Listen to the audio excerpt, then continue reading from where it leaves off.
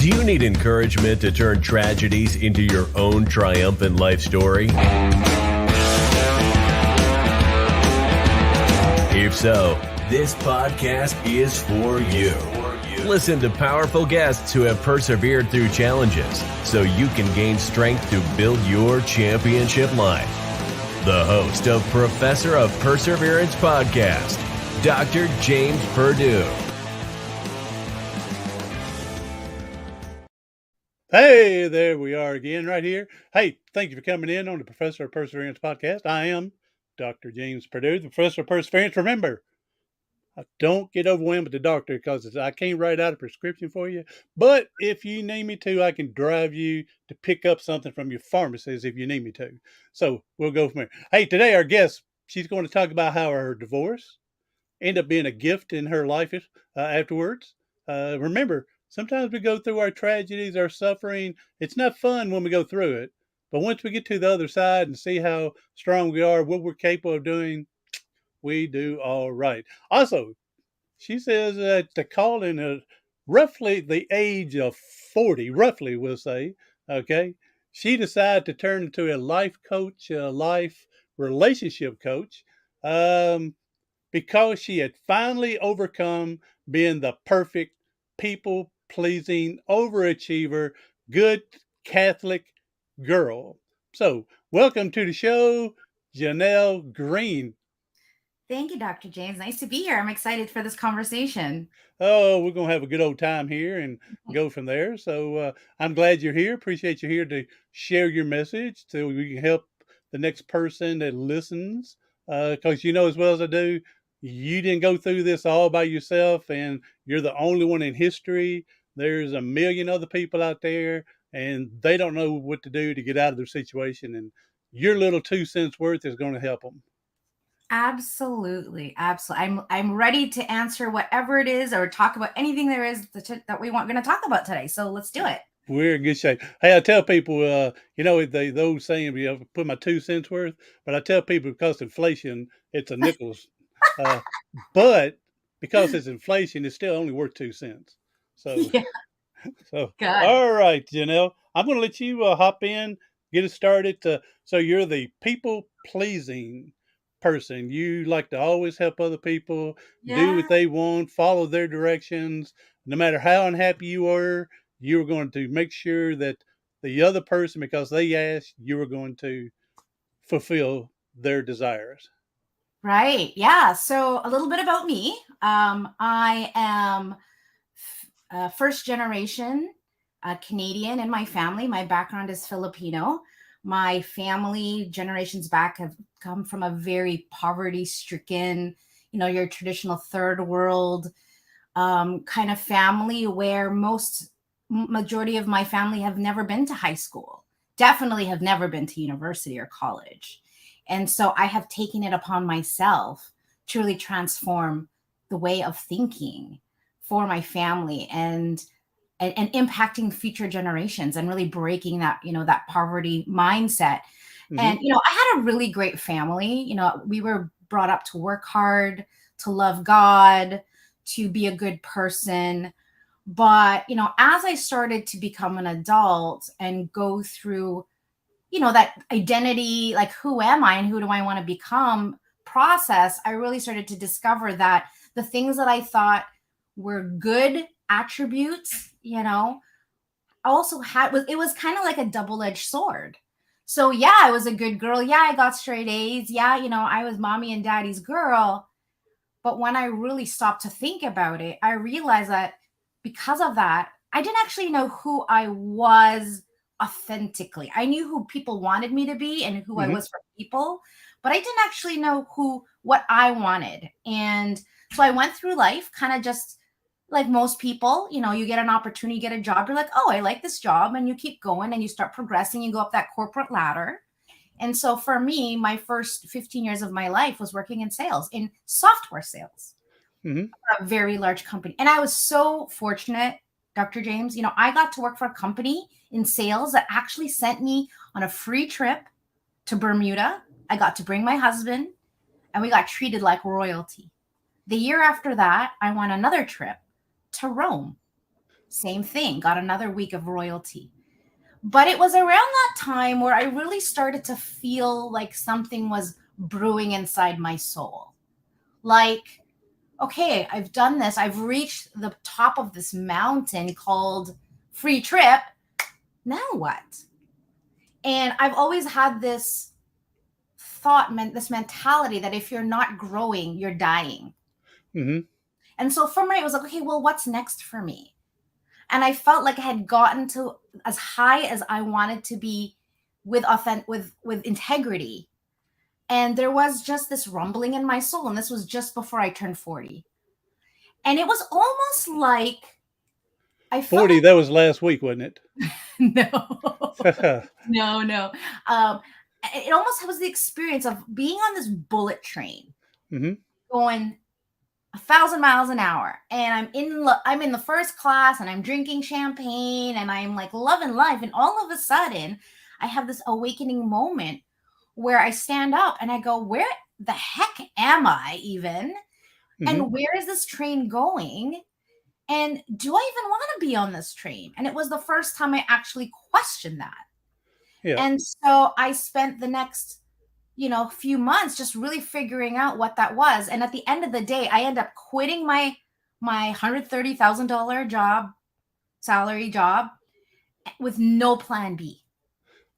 No plan B. And so There I we remember go. waking up that morning and saying to my husband, "Honey, I'm going to quit my job." And he's like, "What?" There Do you you go. And he's like, "Do you have another job lined up?" And I said, "No." But I just know in my heart, I can't be here anymore. Like, I'm dying inside. And so my amazing husband said, "Honey, you do what you need to do. I trust you and I got your back." So I was like, okay. So I quit. And for the next 6 months or so, I went on this journey of like going inwards and really just starting to ask myself, what is my life actually about? Because I'm pretty sure God did not put me on this planet to make a lot of money and sell software, and that's it. Like And that's it, exactly.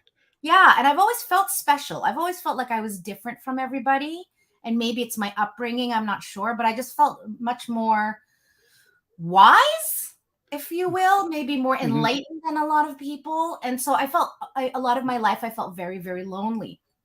And so when I turned 40, I went through this process. I actually hired a coach to help me figure out what does the next version of Jeanell 2.0 look like. Mm-hmm. And, there was this moment I remember sitting on the couch and here I am. I knew I was turning 40 in a few months. And I pictured myself at the pearly gates of heaven at the end of my life. And St. Peter says to me, "Jeanell, what did you do with your life on earth?"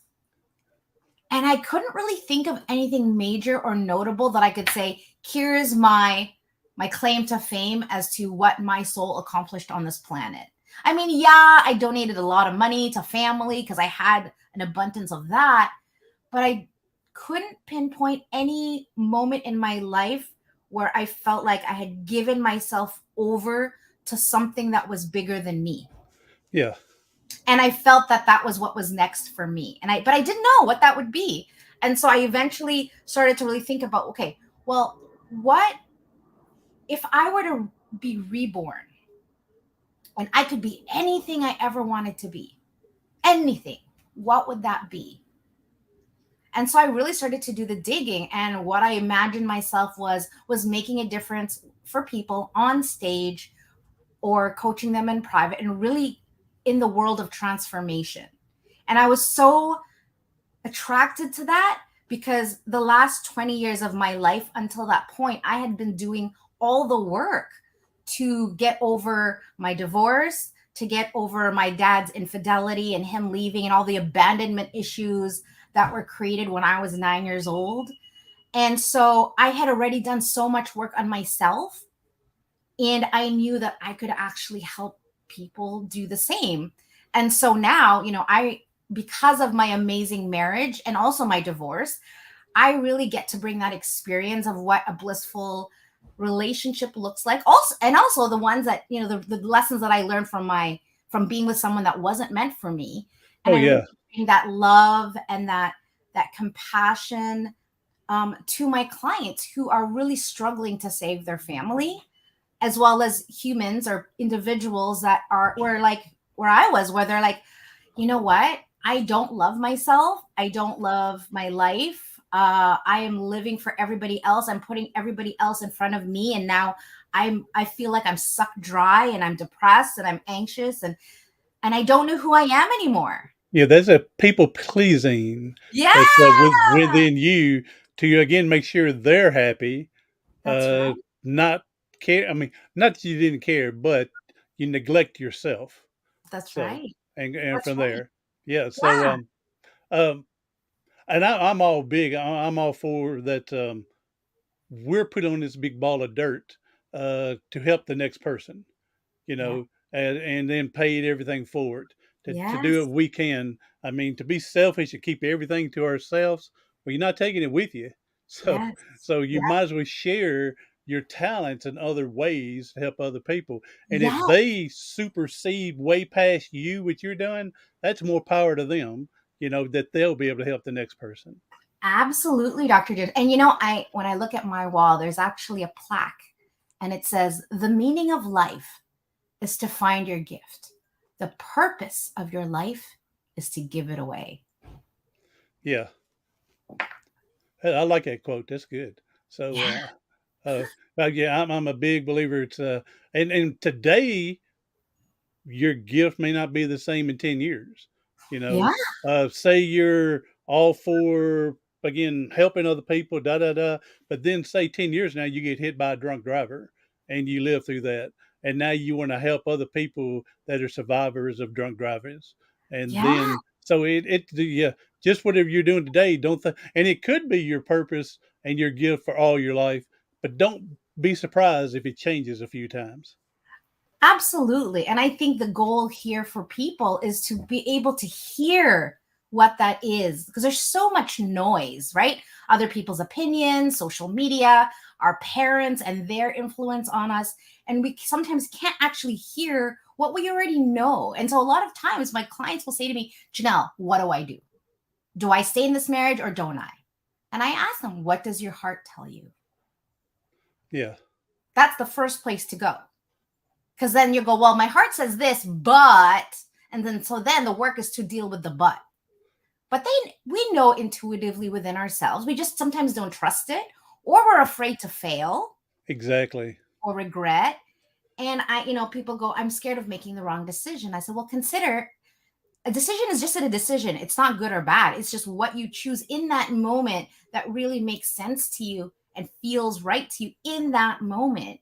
But I feel like because we've become this society of people that are so afraid to fail, we're not even willing to take the chance that we need in order to become whoever it is that we want to become or accomplish whatever it is that we want to accomplish. And I've definitely been living that life for the last 4 years as I build this business on the foundation of love.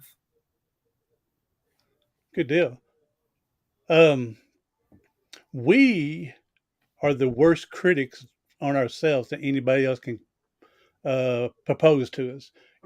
We sit there and, like you said, afraid of failure.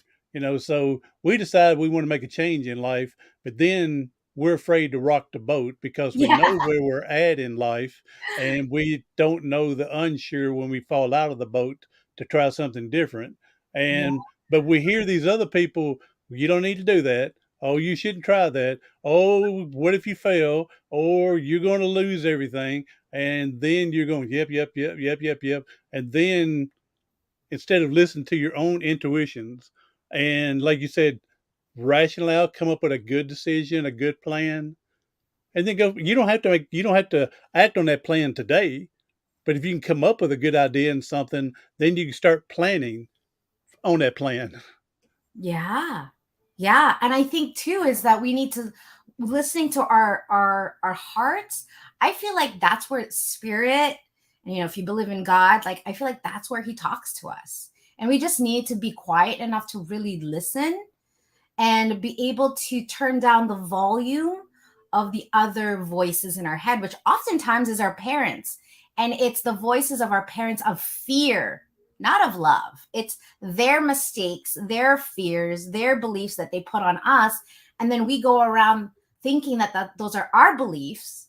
when Yeah. really they're not. And then we Yeah. think we're stuck with them. And I'm like, you're not stuck with them. You can actually choose it. But again, we've been brought up in this society and a lack of education around what it means to actually be our own person. Right? Like when we were growing up as children, when we were good girls and boys, we got love and praise and appreciation. And then when we did our own thing, when we didn't listen to our parents, we were rejected. We felt like we were not good enough. We felt like quote unquote bad kids. And so I think as adults, we're still stuck in that cycle. And part of the work that I do with my clients is helping to break that cycle, and so they can stand on their own 2 feet and make decisions that are authentic to them, not what is going to make mom and dad happy, not what the friends are going to say or even the spouse, but just do what's good for you. Because at the end of the day, when you go to bed at night, guess who's there? You're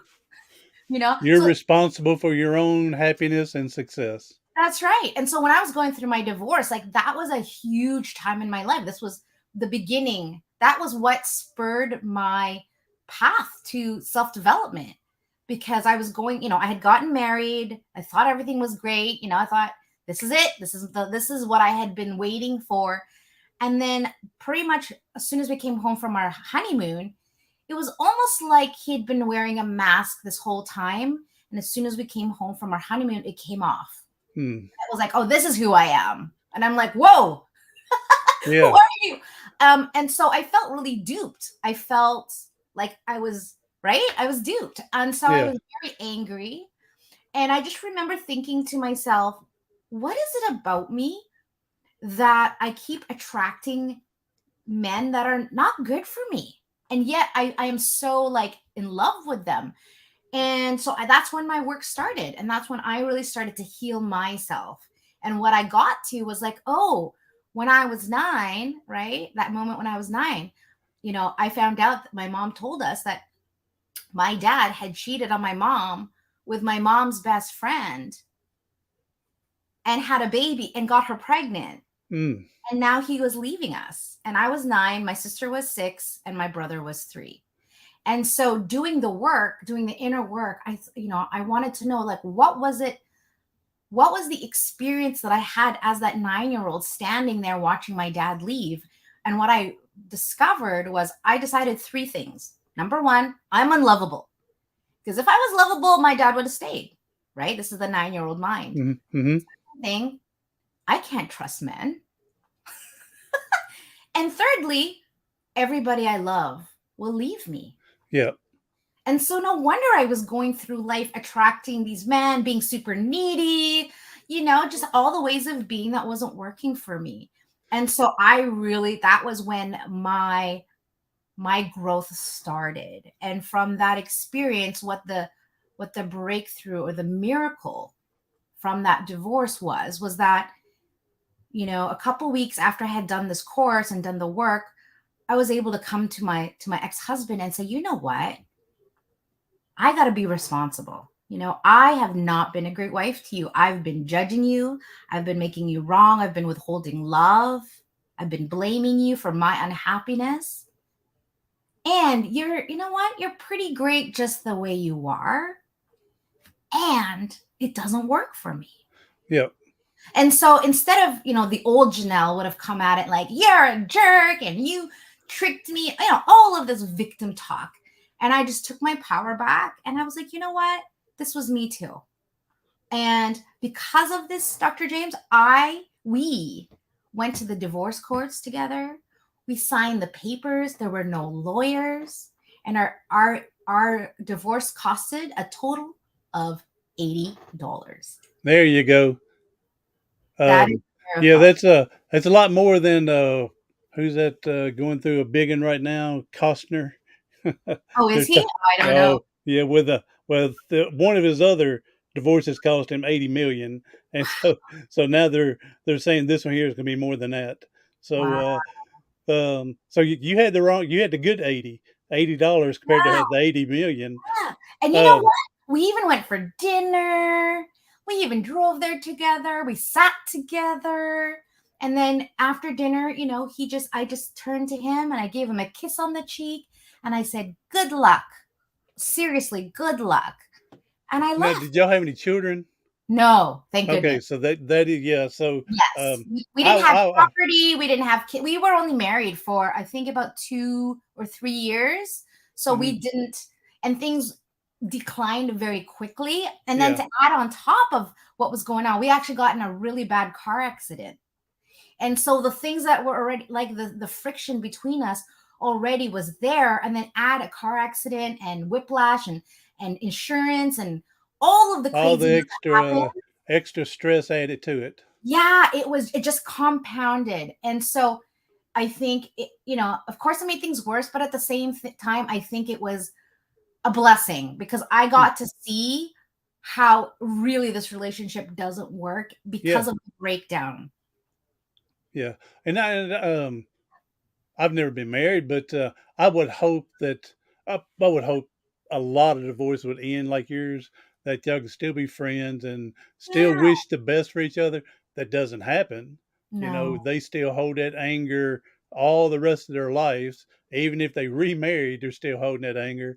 And yeah, they need to learn life would be much better if they forgave Yeah. then hold on to all that as well. So Yeah. So let's one thing I want to go back to is when you talk about 9 years old, finding out your dad's infidelity and area.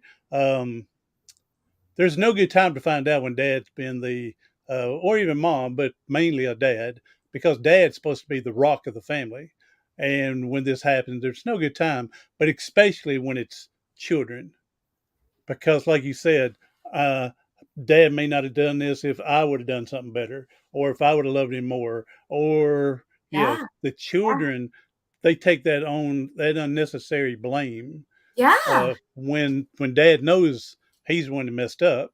But yeah, it's just because him being that rock of the family, and now you're going, he's not what we thought, you Yeah. know, and And that so was a yeah, daddy's world too, right? So yeah, that yeah, so yeah. Um, And also, I want to go back to way back when we were rocking the boat and everything.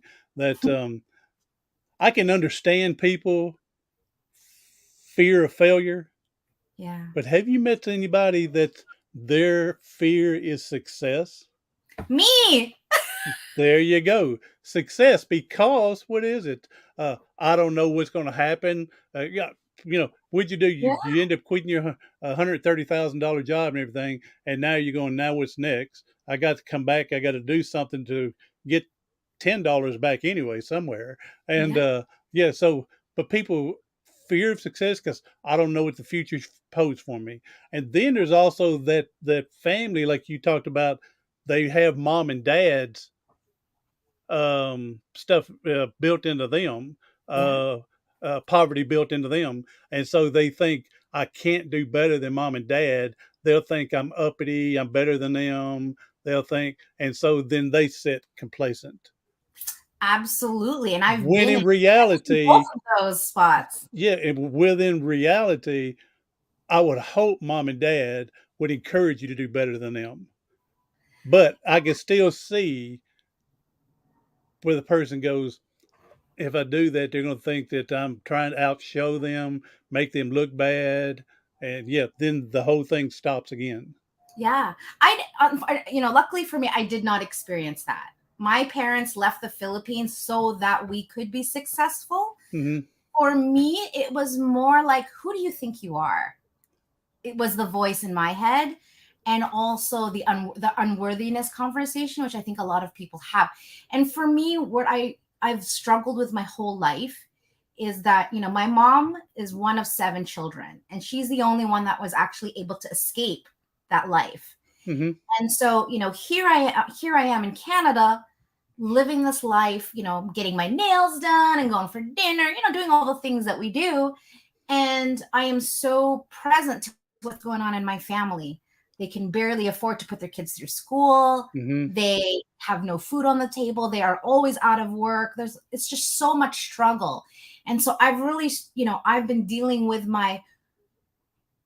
what makes me special, that I get to live this extraordinary, if you want to call it, quote unquote, easy life Yeah. compared to my family who's struggling. Like, what makes me any better than them? And I really struggled with that. Like, why is life easy for me and hard for them? What did I do or what did they do? And But now, like as a coach and having done this now for 4 or 5 years, I see it in a very, very different way, but definitely there's that fear of failure, but the fear of success is like, well, if I become the person I know to myself to be, and I hold myself to this caliber, Uh-huh.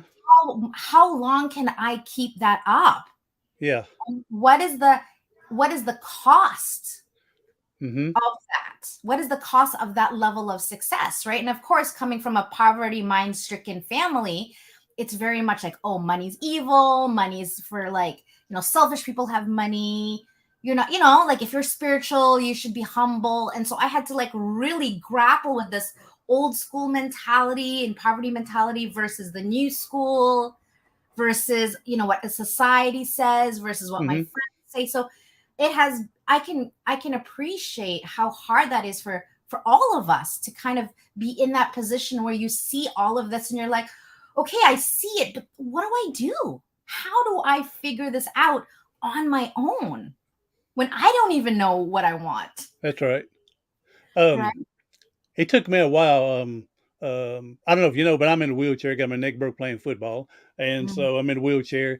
And it took me a while, the first few years of going out in public in a wheelchair, because where I'm from, people saw me as this athlete, and now right? I'm this weak man.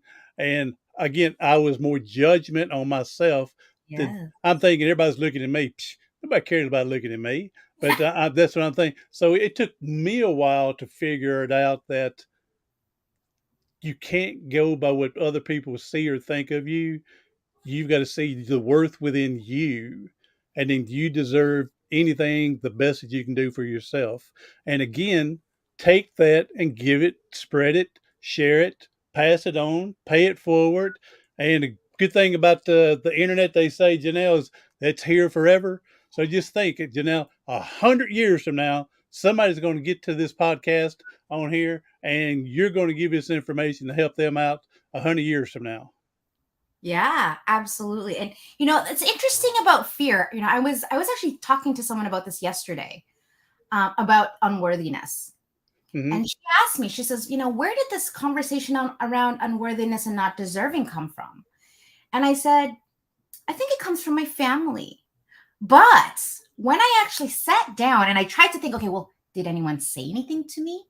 Who was it? What voice is showing up in my head that makes me feel that I don't deserve or I'm unworthy? And I said it was my family, but then I started to go through my head about all my family, who it could be that I got that belief from. And I couldn't think of anyone. So then my brain said, well, then maybe, Jeanell, maybe no one actually said that. Maybe you thought or you think that they're thinking that about you, but they're not actually thinking that about you.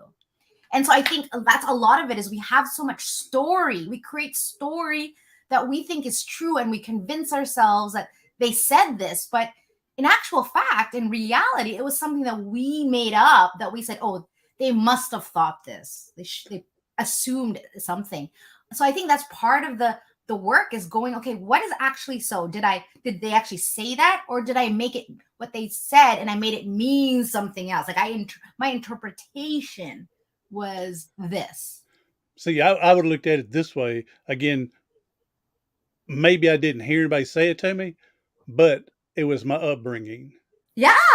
That it was all I knew is to go work the field or whatever you had to do and come home and barely get enough bread and soup. And Yeah. because that's what I experienced. And so that's what I thought life is all about until I finally woke up. Yeah. It took a divorce, whiplash, and to wake up and decide, I deserve better. So, Yeah. but yeah, I would have looked at it that way. That's the way I was brought up. Not necessarily anybody said you need to stay poor, James. It's just that's the way we were raised, Yeah. and until we break the chain.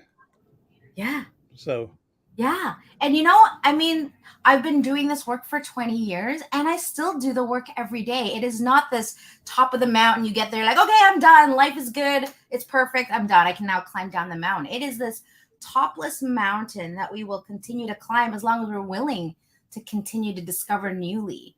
And I think, talking about fear, some of us were afraid we know we need to do the work, and yet we're afraid to do the work because we don't know what's on the other side of it. Mm-hmm. But what I want to say to everybody, and is that everything you want in life is on the other side of fear. There's a good little story I remember. A guy was at his doctor's, visiting the doctor, and while they're in there, the doctor's giving the guy a physical, and they could hear the doctor's dog on the outside of the door scratching on it. And then he asked the doctor, he says, what's on the other side of life? And the doctor goes, He opens up the door and he said, my dog over there scratching because he knew that I was on his side and he wanted to be in with me. So what's on that other side is what you expect it to be on that other side.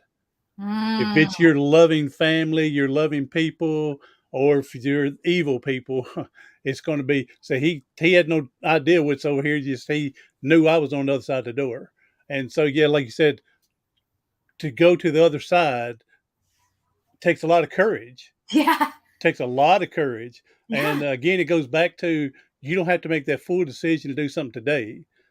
You don't have to jump in the deep into the pool. You can always put your toe in first, test the waters, and then as you build more confidence and courage, more education, more, then you can go ahead and do what you think's best then. Yeah, I think clarity is something that a lot of people struggle with. I That's think true. we are very clear about what we don't want, all the things we resist, avoid. We're clear about that. When I do a consult, I do a free consult for my clients, and I say, "So why are we here?" And they tell me, for half an hour, they're telling me all the things that don't work. I'm like, Yeah. okay, got it. So what do you want? And then they look at me like I have two heads, and they're like, I've never thought about that. I'm like, Mm-hmm. yeah, that's why you are in the position you're in, because all you're thinking about is all the things you don't want. And yet you have no idea what it is that you do want. So you just get more of what you don't want. I'm changing the subject just a little bit. When you said two heads, it reminded me 3 nights ago, I woke up in the middle of the night dreaming of a cat with 4 eyes. Oh my It God. wasn't two heads; it was just 4 eyes where they didn't split. At the embryo. That's So, hilarious. all right. So, Jeanell, hey, thank you for being here and sharing with us. And hey, go ahead and tell us how we can find you, how people can get hold of you for some coaching, consultation, Yeah. social media, anything like that. Yeah. People can find me either at my name, JeanellGreene.com, or easier is saveourmarriage.ca. And I gift everyone who is interested in getting some support 1 hour of my time, whether they decide to work with me or not. Because sometimes, whatever it is that they're dealing with, there could be just one nugget of awesomeness that they hear, Yeah. or a one thought that they need to start thinking. And they don't actually need to get further help from it. Like everything starts to fall in place when they can figure that piece out. And I'm happy. I'm glad that if people don't need me, but if there are those that say, you know what, I am really clear about what it is that I want in my life, and I just don't know how to get there, and I need accountability, because I think that's the big Oh, difference, yes. accountability, right? Exactly. Yes. For someone to just say, hey, stop it. Put that little foot in your butt when you need Right? it, Yeah, and you and know what? and do the happy, loving encouragement when needed. The, tou- You the know, the loving tough love, right? The tough that's love. right. That's right. So, Yeah, yeah. And I am a huge advocate of that. And that's why my clients get the success that they have. I'm also on LinkedIn under Jeanell Greene. I'm also on Instagram at Save Our Marriage. And I'm also on Facebook at Save Our Marriage. So people can get a and hold of me. okay, and I'll get this information and put in the show notes for people to find it. And for the ones listening, Jeanell Greene, that's a E at the end of Yes, green, an that's E at the end of green when you go hunt for Jeanell Greene, E at right. the end. So, all right, Jeanell, thank you for being here. Boy, you've been a blessing for me. I know that's for sure. I enjoyed the upbeat.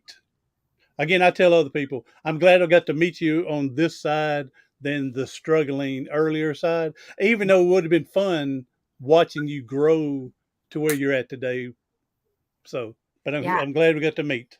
Thank you. I am definitely not the same if you met me 5 years ago, I am nothing like who I was 5 years ago. And I'm proud of that. I'm really proud of that. You should be. You should be. Thank you. I believe that, especially people that are, again, the people pleasing, timid, afraid to do things for themselves, once they wake up and realize, I mean, you can't help other people if you're miserable in your life, your Yeah. health starts failing in your life. You're not going to be a people pleaser then. So you've got to take care. It's not selfish to take care of yourself. Yeah, absolutely. So, Absolutely. all right, Jeanell, we know there are people hurting and struggling today. And if you could leave us with a positive message to help them get through today, that'd be a blessing.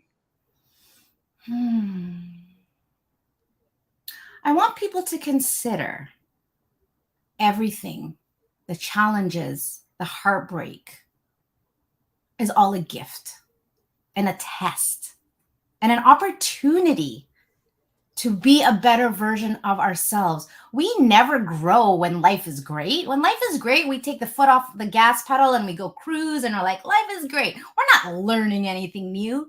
It is when we are on our knees, desperate, hopeless, helpless, where we feel like we can't get up anymore. And then we do get up and we persevere.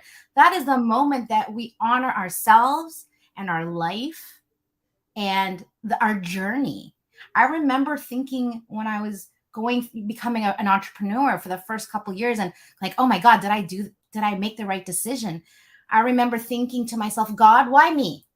Why is all of these crappy things happening to me? Whether it was infidelity or my business, I failed my webinar, whatever. And now sitting where I'm sitting, here we are 5 years later. And looking back at my life, I see everything from my dad's death to my dad's infidelity to being bullied to being sexually abused as a child. All of that has been a gift for me to be the person that I am so that I can support and love the people who need the most love and healing in the world.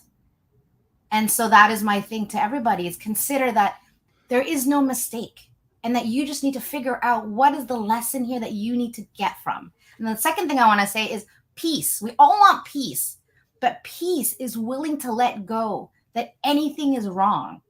Anything wrong with you, anything wrong with your partner, anything wrong with your kids, and even the world and even your body. That is what peace is. And we all want it. And yet we're like, how do we get there? And the simple answer is you got to let go that anything is wrong and just be in life, be present, be grateful, and be love. Amen, sister. Good, powerful words there. Hey, you said the word perseverance. Hold on. Don't go anywhere. Let me give you a fist bump. I love it. Thank All you. right. So there you go. So, all right. Appreciate that. I hadn't got to use that little toy in a few podcasts. Okay. All Awesome. right. I don't tell people to use it, but when they do, give them a fist bump. So, all right, Jeanell, again, thank you for being here. Anyone else? Hey, share this out with someone you know that can use some encouragement to get a better life, to get the examples. Okay. And also to get a hold of Jeanell Greene. Again, that's with an E at the end. And to find her and talk to her for that 1 hour free and then see what happens, get a connection to help, and then go from there. So, everybody else, hey, I'm Dr. James Purdue. Thank you for listening to the Professor of Perseverance podcast. Do something today, tomorrow, something next week that's going to help you persevere past your paralysis.